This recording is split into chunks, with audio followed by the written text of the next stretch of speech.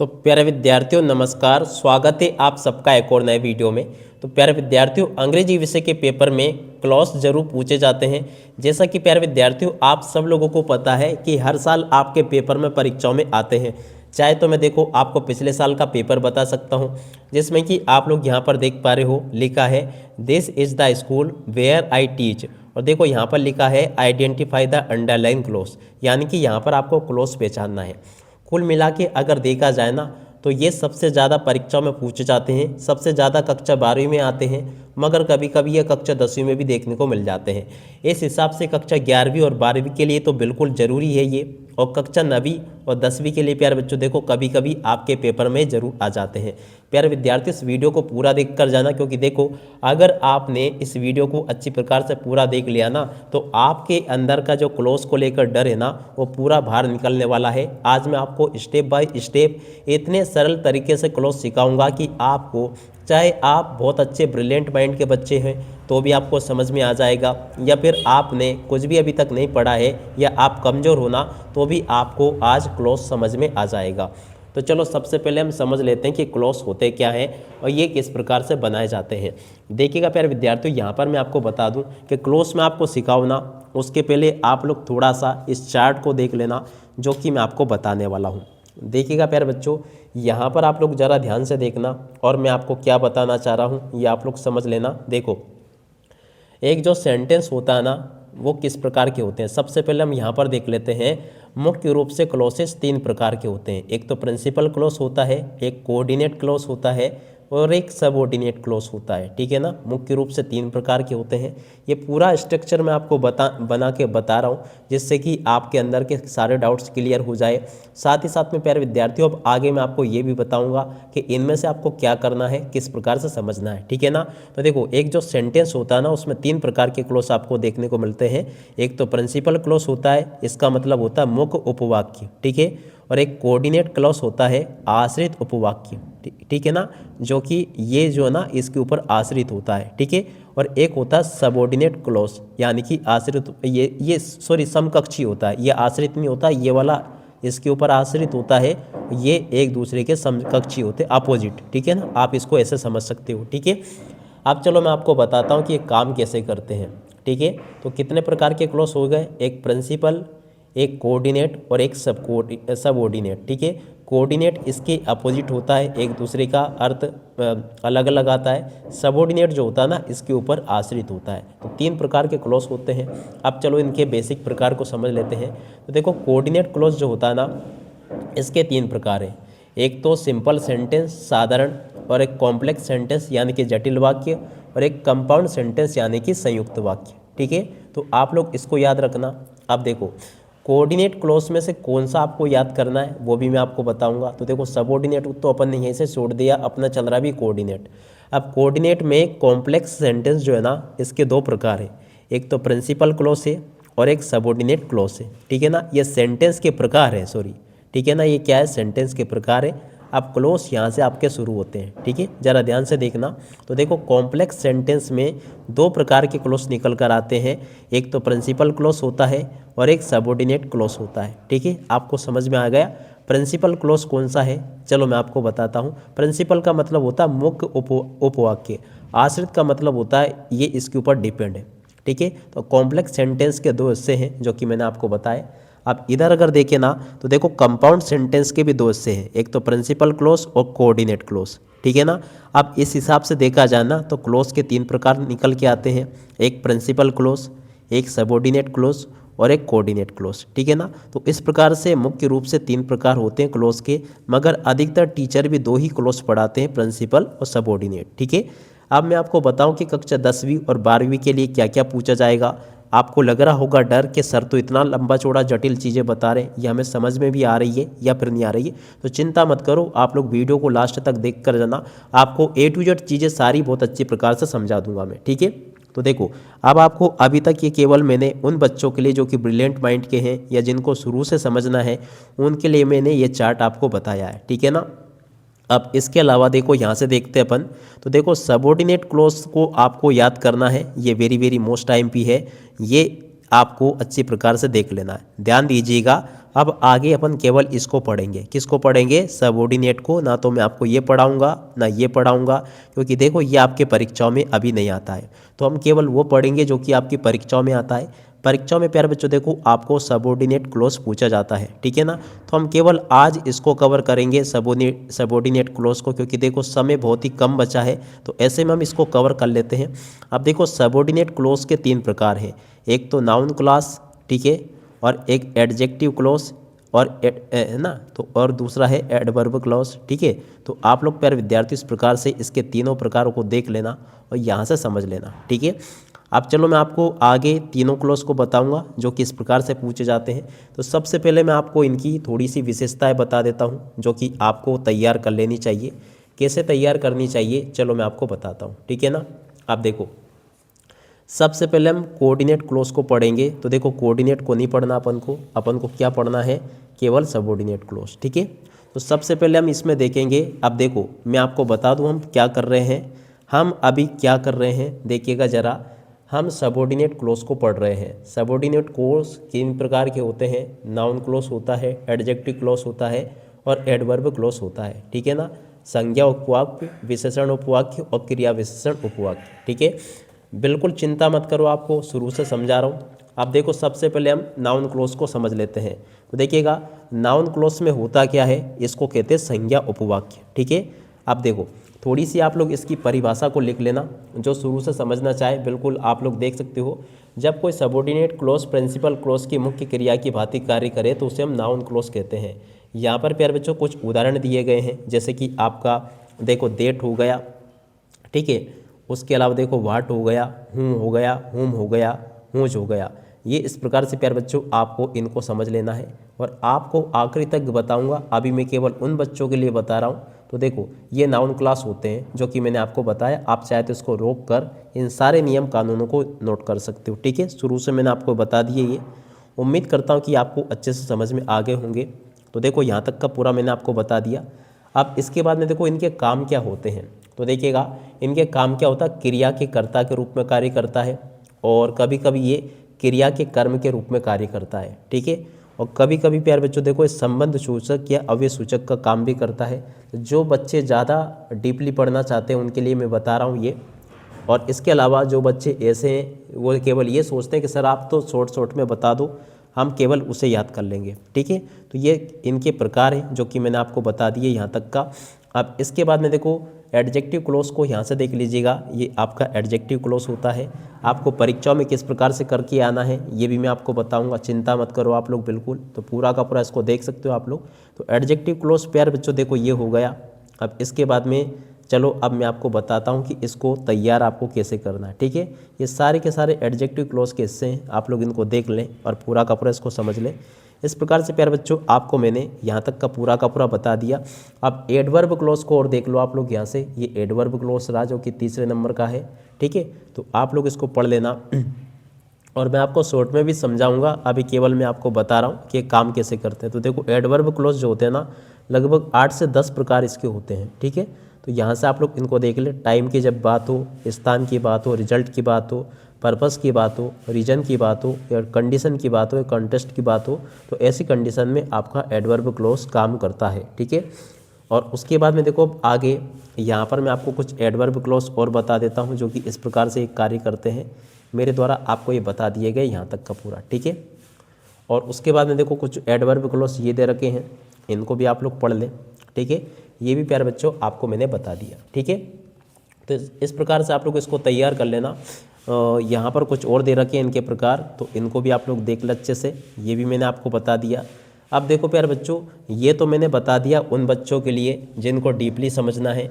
बाकी अब आपको मैं ऐसे शॉर्ट तरीके बताने वाला हूँ, अगर आपने इनको कर लिया ना तो आपको पूरा का पूरा कुछ भी याद करने की ज़रूरत नहीं है, एकदम ठोक के सीधा करके आओगे आप लोग परीक्षाओं में। तो देखो समझते हैं क्लॉज होता क्या है। तो देखो क्लॉज क्या होता है। क्लॉज देखो क्लॉज शब्दों का वे समूह है जिसमें कम से कम एक सब्जेक्ट कर्ता और एक फिनिट वर्ब क्रिया होती है। क्लॉज मुख्य रूप से 3 प्रकार के होते हैं। यहाँ पर मैं केवल आपको 2 प्रकार बता रहा हूँ। मेन यानी कि प्रिंसिपल क्लॉज, एक होता है सबऑर्डिनेट क्लॉज और तीसरा प्यारे बच्चों होता है कोऑर्डिनेट क्लॉज, ठीक है। कौन सा होता है, कोऑर्डिनेट क्लॉज, ठीक है। तो ये भी प्यारे बच्चों आपका होता है, मगर ये अभी आपको पढ़ना नहीं है, अभी आपके केवल काम के 2 क्लोज है। ठीक है, अब अपन समझते हैं सबऑर्डिनेट क्लोज के प्रकार। सबऑर्डिनेट क्लोज के प्रकार में प्यारे बच्चों देखो, पहला क्लोज है जो कि अपन ने पढ़ा था नाउन क्लोज। ठीक है, नाउन क्लोज में क्या होता है, ये वाक्य में एक संज्ञा की तरह कार्य करता है। ये अक्सर देट, इफ, वेयर या हुज, वाट, वाई से शुरू होता है। पहचान क्या है, अगर आप वाक्य की मुख्य क्रिया से वाट क्या पूछे जाए तो उसका उत्तर मिलेगा नाउन क्लोज। ठीक है, तो इस प्रकार से आपको याद रखना, बेके मैं आपको आगे भी सिखाऊंगा। तो एक तो आपका नाउन क्लॉज आता है परीक्षाओं में, दूसरा प्यारे बच्चों आपका आता है रिलेटिव या एडजेक्टिव क्लोज। एडजेक्टिव का क्लोज का प्यारे बच्चों देखो रिलेटिव नाम भी है, तो इसको भी आपको याद रखना है। ठीक है ना, अब रिलेटिव के लिए हम कौन कौन से शब्दों का यूज करते हैं, जैसे कि हूँ जो शब्द आता है ना वो इंसानों के लिए आता है। विच या देट शब्द जो आता है ना वस्तुओं या जानवरों के लिए आता है। वेयर जो शब्द आता है ना वो स्थान के लिए आता है। ठीक है ना, तो इनको आप लोग याद रखना। हूँ केवल इंसानों के लिए यूज होगा, विच डेट जो होगा ना वस्तुओं और जानवरों के लिए यूज होगा, और वेयर जो होगा ना स्थान के लिए यूज होगा। तो अब आपको समझ में आ गया होगा। अब एडवर्ब क्लॉज को पढ़े ना, तो एडवर्ब क्लॉज को याद रखना। देखो यहाँ पर एडवर्ब टाइम की बात हो तो देखो when, will, after, before, till. ठीक है ना, क्या क्या आएंगे, when, will, after, before, till. ये शब्द प्यारे बच्चों आपके पेपर में परीक्षाओं में आपको देखने को मिलते हैं। कौन कौन से शब्द है आप लोग इनको अच्छे से देख लें और पूरा समझ लें तो चलेगा। प्यारे बच्चों आगे समझते हैं अपन इसको। तो देखिएगा, समय के लिए जो शब्द होते हैं ना व्हेन, व्हेन का मतलब प्यारे बच्चों देखो होता है कब। ठीक है ना, विल का मतलब होता है जब की। ठीक है ना, आफ्टर का मतलब होता है बाद में, और बिफोर का मतलब होता है पहले, और इसके बाद में देखो टिल का मतलब होता है तक। कौन सा वाला तक, ये वाला तक। ठीक है, तो अब आपको इनके मीनिंग भी समझ में आ गए होंगे। रीजन, रीजन में लिखा बिकॉज, बिकॉज का आपको पता है क्योंकि मतलब होता है। और एज जो प्यारे बच्चों लिखा है ना इसका मतलब होता है जैसे। ठीक है, और सिंस, सिंस का मतलब ये समय के लिए यूज होता है। ठीक है, और उसके बाद में देखो कंडीशन, कंडीशन में इफ और अनलेस आते हैं। तो देखो आपको मैंने इफ अनलेस का प्रयोग सिखाया था। इफ का मतलब यदि होता है, और अनलेस का मतलब प्यारे बच्चों देखो क्या होता है, यदि नहीं। ठीक है, और कॉन्टेक्स्ट के लिए अल्थाव आता है और थाव आता है। देखिएगा प्यारे विद्यार्थियों, अल्थाव का मतलब होता है हालांकि। क्या होता है अल्थाव का मतलब, हालांकि। ठीक है, और थाव का मतलब प्यारे बच्चों देखो होता है यद्यपि। क्या होता है इसका मतलब, यद्यपि। याद रखना आप लोग। और देखो इसके पास में देखो एक उदाहरण लिखा है, if it's rain we will stay at the home. ठीक है, तो ये इसका उदाहरण हो जाएगा। अब चलो मैं आपको बताता हूँ कुछ नियम वाक्यों को जोड़ने के। तो देखो वाक्यों के जोड़ने के कुछ नियम यहाँ से आप लोग याद रखना। पहला नियम लिखा हूँ, तो देखो हूँ कब लगता है, सबसे ज़्यादा यही पूछा जाता है। अगर आपने इसको भी तैयार कर लिया ना तो आपका पूरा तैयार हो जाएगा। कैसे, उपयोग कब करें, जब दूसरे वाक्य में व्यक्ति की बात हो। अगर वाक्य में व्यक्ति की बात हो, जैसे so a boy he was crying. ठीक है ना, तो इसमें प्यारे बच्चों देखो आपका हूँ आ सकता है। ठीक है, अब चलो मैं आपको आगे के कुछ नियम और बता देता हूँ, फिर मैं आपको कुछ चीज़ें बताऊँगा। ठीक है, तो देखो यहाँ से आप लोग देख लीजिएगा विच और देट।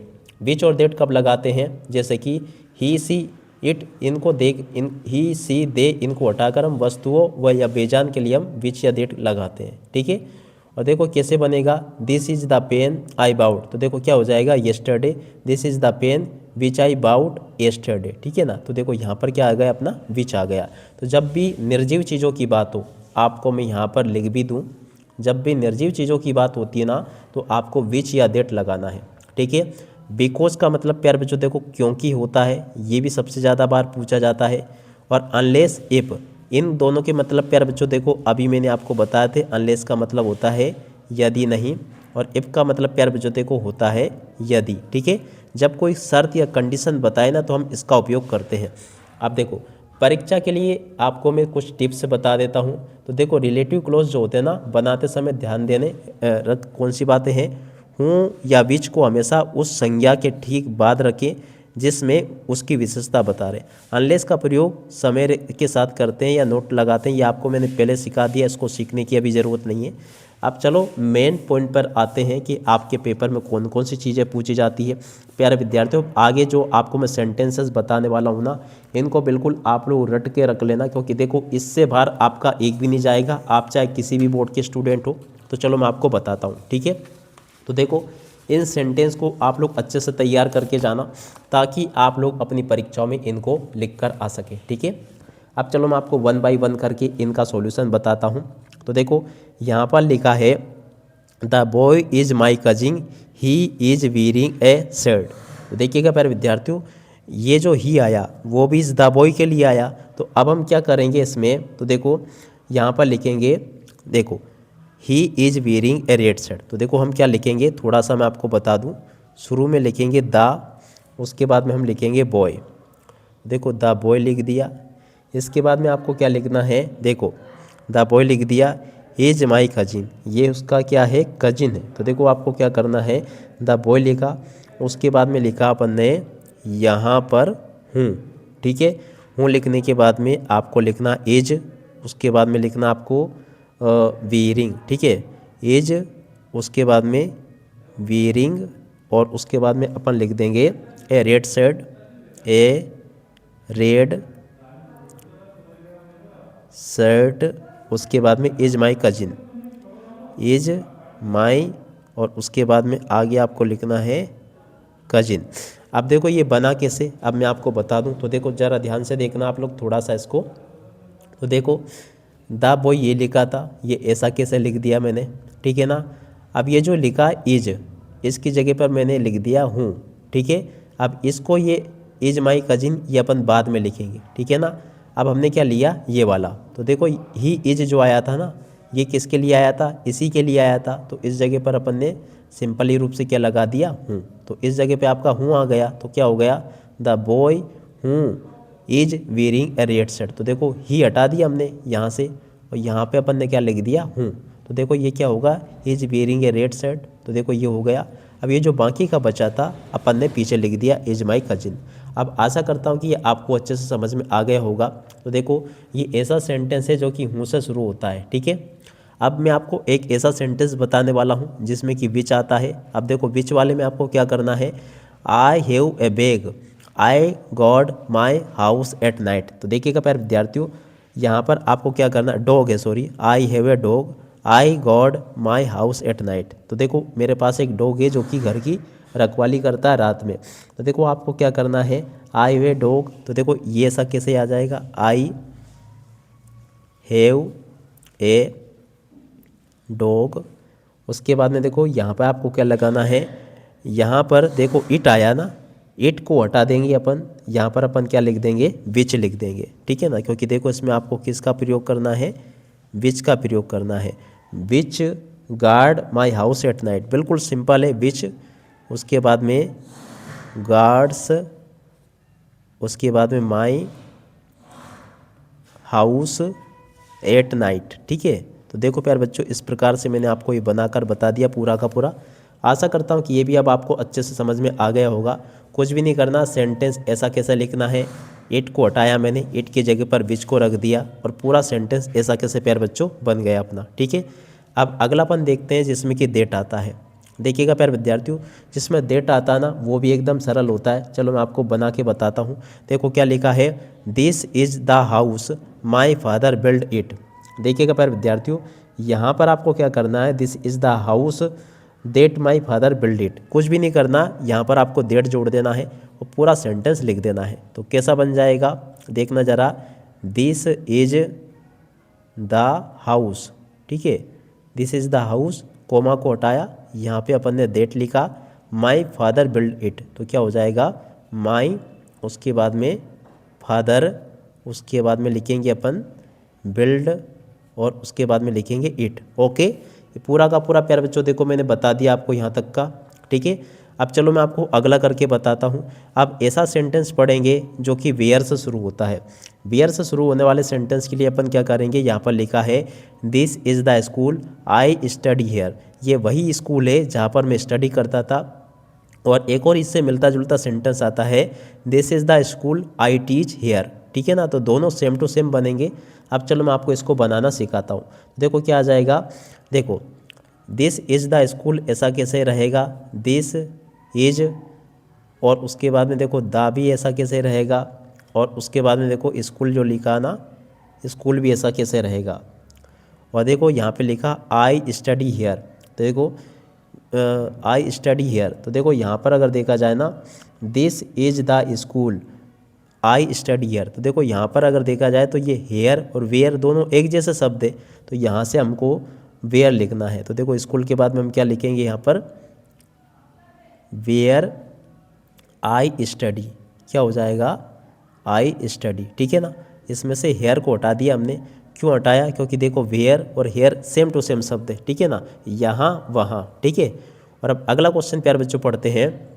नाउन इंडेफिनिट क्लॉज जो होता है ना कंबाइन करने के लिए, देखो पहला दे रखा है यहाँ पर, he says something I do not believe in it, तो देखो प्यारे बच्चों ये जो क्वेश्चन दे रखा है ना 5वें नंबर का, I do not believe in what he से, तो देखो ये क्या हो जाएगा, आई, उसके बाद में आगे लिखोगे आप लोग, देखो इस प्रकार से प्यारे बच्चों आपको लिखना है, देखो आई डू नॉट, उसके बाद में डू, उसके बाद में note, I do not believe, क्या हो जाएगा, I do not believe in, और उसके बाद में वाट इज है, क्या हो जाएगा, वाट, उसके बाद में ही सेस, ठीक है। तो इस प्रकार से प्यारे बच्चों आपको पूरा लिख लेना है।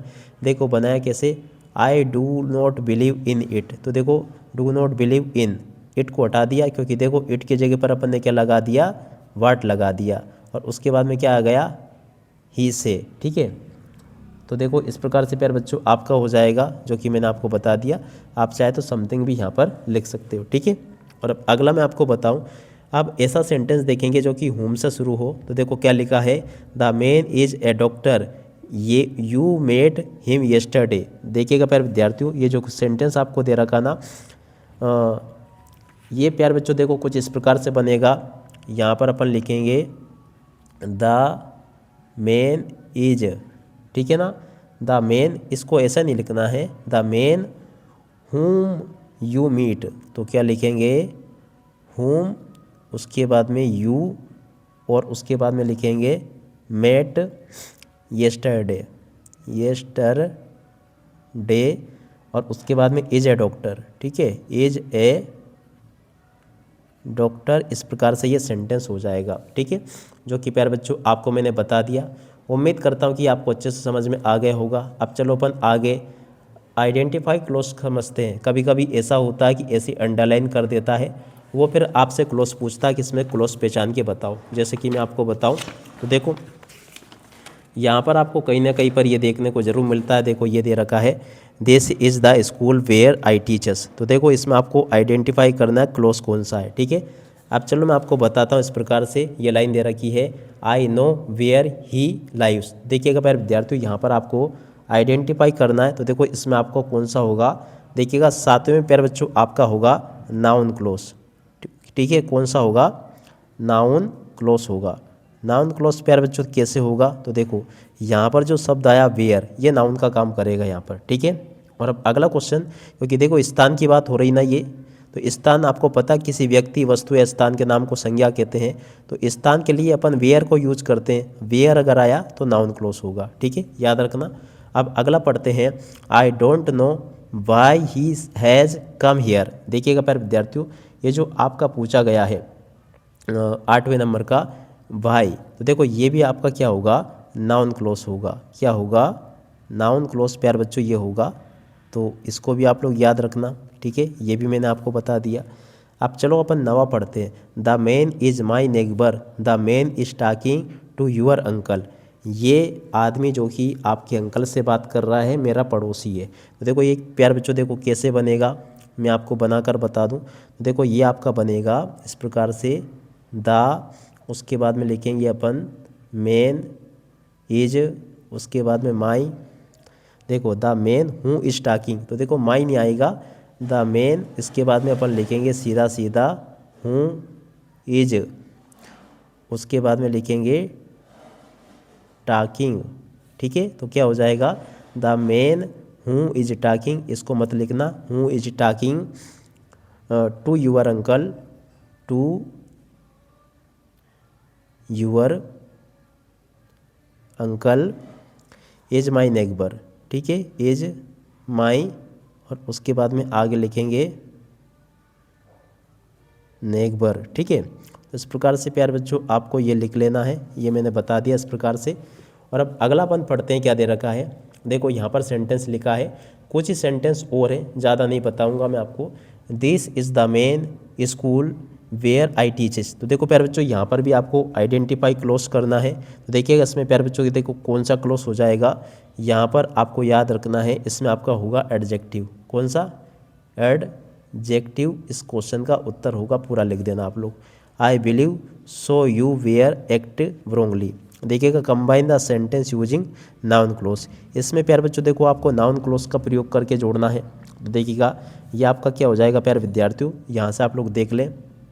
आई, उसके बाद में देखो आगे लिखोगे बिलीव, आई बिलीव, उसके बाद में देखो अपन लिखेंगे देट। ठीक है, तो क्या हो जाएगा, I believe that you have act wrongly। उसके बाद में आगे आ जाएगा यू हैव, उसके बाद में एक्ट, उसके बाद में लिखेंगे wrongly। ठीक है, तो इस प्रकार से प्यारे बच्चों आपको पूरा लिख देना है।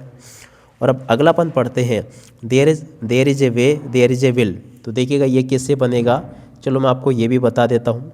देखिएगा यहाँ पर आपको मैंने पूरा का पूरा प्यारे बच्चों इस प्रकार से बता दिया। देयर नहीं, सॉरी प्यारे बच्चों, यहाँ पर आपका वेयर सही है, वेयर ही आएगा पहले इसमें। तो देखो यहाँ पर आपको क्या लिखना है, वेयर देयर इज विल।